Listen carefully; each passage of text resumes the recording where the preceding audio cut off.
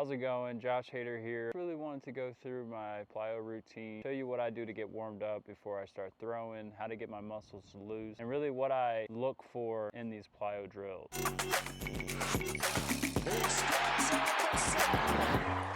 It doesn't get much better than that. JHaderade, my goodness. This guy's something. Just when you think he can't surprise you anymore.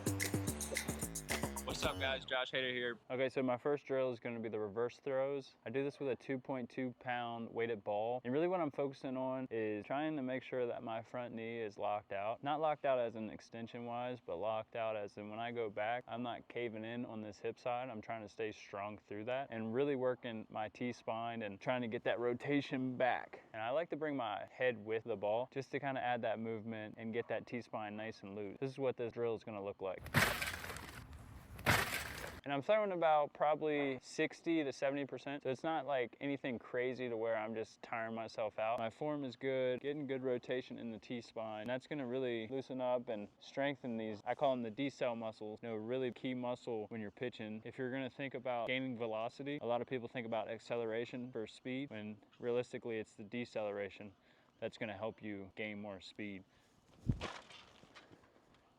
So following that reverse throw, I like to get my arm moving with that weighted ball, get that shoulder loose, and then I'll do the reverse throw.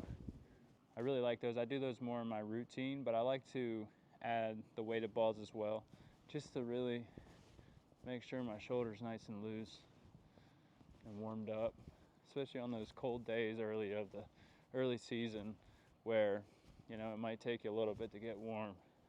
So I'll do roughly 5 or 10 of those. Y-based form. I'm gonna have my feet spread out just a little bit further than shoulder width. This is another movement that really focuses on the T-spine and the upper half of the body. You don't want to get too much into your hip. Really, this is trying to separate the connection from the top to the bottom. And you're gonna just throw it. And like I said previously, this is probably around a 60 to 70.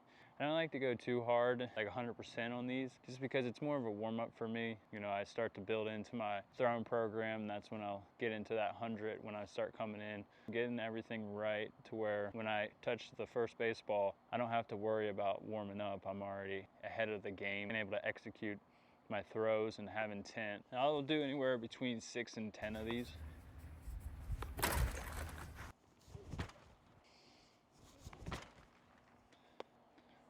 This next drill is going to be called, I call it the Derek Jeter drill. When pitchers believe they're athletes, which we are, you're going to do a simulation as if you're fielding a ground ball from shortstop and you're making a one-legged throw.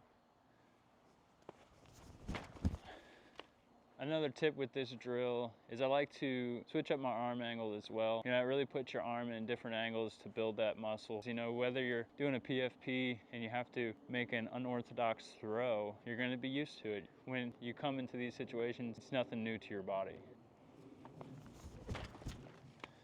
And following that, the next one is going to be reverse. Starting at your position and you're just going to be walking back.